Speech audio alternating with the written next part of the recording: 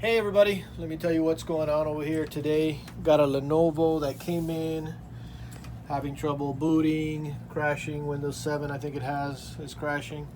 So one of the first things we do is boot it up to one of our operating systems. I have here Windows 10 old style legacy mode, and it's giving me a blue screen as well.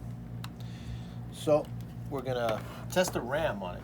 We got 4 sticks of RAM. It's an old computer, so chances are there might be a little problem there. So I'm going to show you how to do that. I got a memtest bootable USB. So we're going to crank that up. There's a couple different ways you can do this. You can boot up a high-end boot disk with memtest, and we'll go into that a little bit later, the different options for that. But the software itself that I have found that would be one of the best to test your memory is going to be memtest. Windows has an onboard memory tester, not too reliable. And I mean, it doesn't get any simpler than that, right?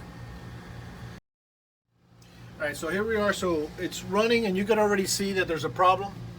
If you go over here, it's already given us a massive error count, and you can see this flickering here, which probably is not normal. Well, which is not normal. Yeah. So when you have bad RAM, you know, sometimes you'll say, well, the computer boots. So you can have a bad RAM that has errors, and the computer boots and it'll work even for a while. You might even use the computer for 10 minutes, but it has a bad, area of RAM. And then the more RAM you have, the better the computer's going to work, unless it goes to that error and then creates the crash. So sometimes you'll say, well, or I'll ask a tech, how do I check a RAM? Well, I'll put it in the computer and see if it boots. If it boots, it's fine. Not really, no. If the RAM is dead, as in not functional, yes, it's not going to work. But you could have faulty RAM and your computer work. Actually, this week we had a laptop here. The problem was I used my computer for 10, 15 minutes, 30 minutes. It's arbitrary. Sometimes in 10 minutes it restarts. Sometimes it's 30 minutes, and it's just arbitrary. So those type of arbitrary problems are a lot of times going to lead to a RAM problem. So that unit, we did exactly that. We ran a memtest on it, and immediately bad RAM. It had one stick only. So by one stick, if you got one stick and it's bad, yeah, your computer's not going to run too long. If you got I don't know, like this here, it has 4 sticks. Maybe one is bad, the others are picking up some slack or what have you. Maybe it'll run and it'll run for an hour and then create a problem. So that one right off of the bat, simple, went into an error screen. We changed the RAM. That was the end of that. So that's probably what's going to happen here. This has 4 sticks of RAM, so the challenge is, we got to put one at a time and check the one and check the one and check the one to narrow down which one it is. I mean, it could actually be that that could even be not seated properly. So that's another thing. If you have a RAM problem, pull out your RAM, clean them and reseat them. A lot of these, this is an old computer with DDR2. So sometimes just the seating itself doesn't make good contact and could give you errors like that, enough that you would have a problem with the computer. So we're gonna go forward and check the RAMs individually, and we'll give you a follow-up after that.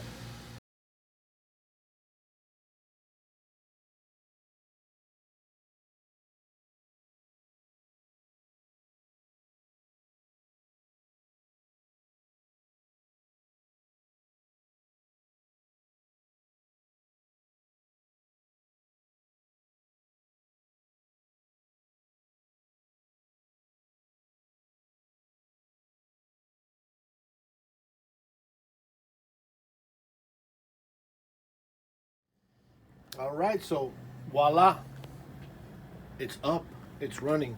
I mean, we're booting on our disk over here, which was blue screening because we were verifying if it was his hardware, which now we'll go ahead and test his drive. But what happened was we got a culprit right here. So out of the 4 sticks, this one, actually with this one, it just didn't boot at all. So when people say, well, I just put it in a computer and if it boots or doesn't boot, it would work. Yeah, if you're doing one at a time. In this case, the computer just didn't work at all with that one. We ran quick tests on these, and they all passed.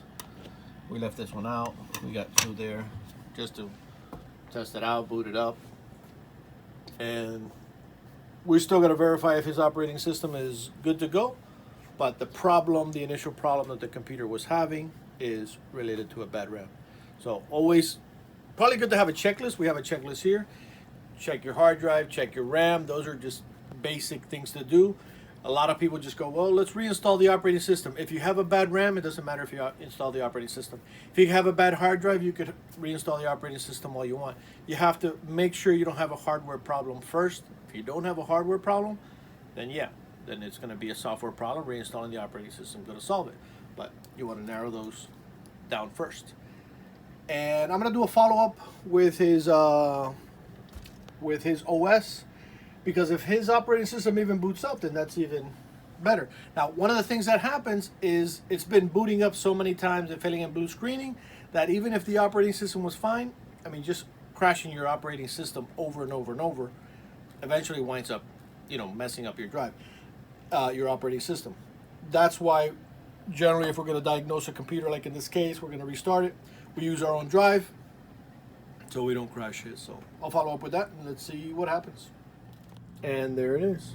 So boot it up to the customer drive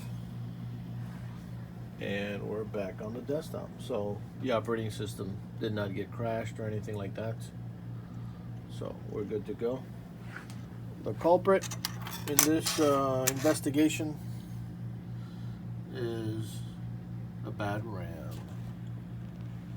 And that's what's going on today at PC 911.